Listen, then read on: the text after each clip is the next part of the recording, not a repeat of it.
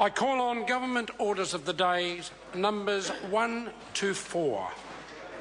Taxation, Annual Rates, Foreign Superannuation and Remedial Matters Bill, Committee Stage. Student Loan Scheme Amendment Bill No. 3, Committee Stage.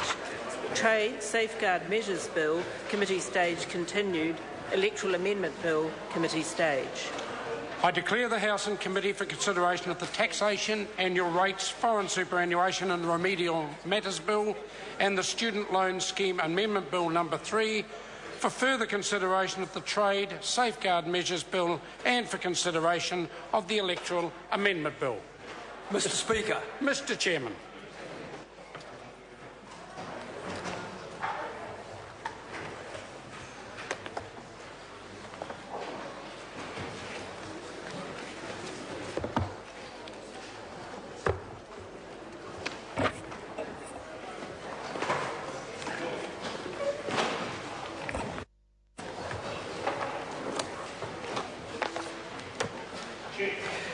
The House is in committee.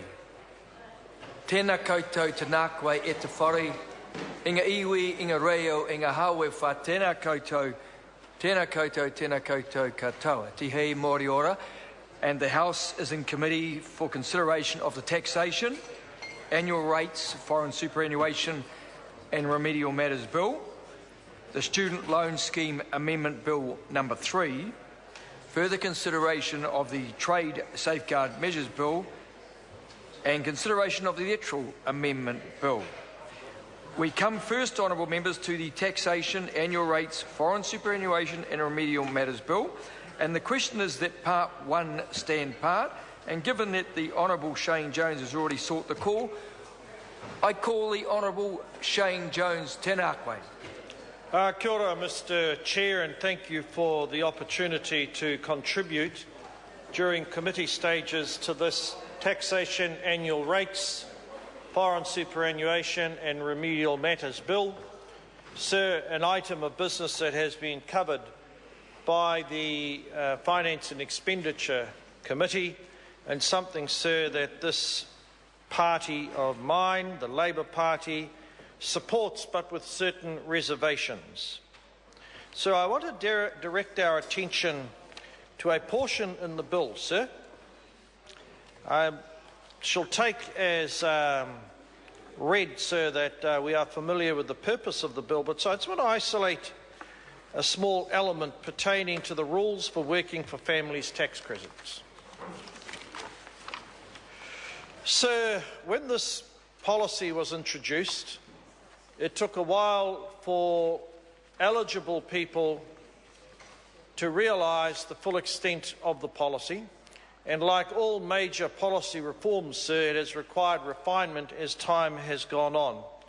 But, sir, it's important that we continually revise the application of such initiatives under our tax system to ensure, sir, that the intended recipients are totally aware of their entitlement, and that the information which will eventually flow, sir, from these amendments, this refinement, is put out in a form that the public, sir, realise what is the extent of their entitlement. Because unfortunately, sir, the public have been sold a line of misinformation, given recently, sir, we are augmenting this raft of assistance measures, sir, to those who require the state to take an active role in lessening the burden, sir, of family life and raising children. Now, sir, the changes that are made here are slightly dry, but, sir, the importance of it is that each time we endeavour to change, sir, the provision and access to state largesse for such social good purposes, we end up with a system that needs to be simplified. And, sir, the cost of compliance is always a headache for both, I'm sure, the IRD, I'm sure those administering it through the various social welfare organisations, but it's a constant reminder to ourselves, sir, and whilst we do support this bill and we do claim credit, sir, for the architecture surrounding this policy originally, simplification is extraordinarily important. So I also want to direct our attention to what I think is a very intelligent set of changes designed to deal, sir, with the Canterbury earthquake situation. Now, sir, it's useful to note that this bill embraces the notion, sir, of an extension of expiry dates for relief measures. Initially, sir, that it was not conceived to be necessary, but, sir, the theme that I return to, sir, is that whilst we support this bill, the overarching lens through which I and my colleagues view these things, are we simplifying matters? Are we making matters clearer, more lucid, and are we not empowering, sir, the accountancy provision to set itself up as high priests where no one can quite understand, sir, what is the intent or the extent, sir, of such changes? Now, whatever provision, sir, we might be debating, we might be discussing in our deliberations during the committee stages, it's essential, sir, that we, all members of the House, bear that in mind. Sir, whether it's the opaque or hellishly complex area, sir, of understanding such as imputation credits, and I'll have more to say about Australians tomorrow in the general debate, so I won't, sir, litter these contributions with further information about the friends of the Prime Minister who are tied up with the Australian supermarkets. That's another matter, sir.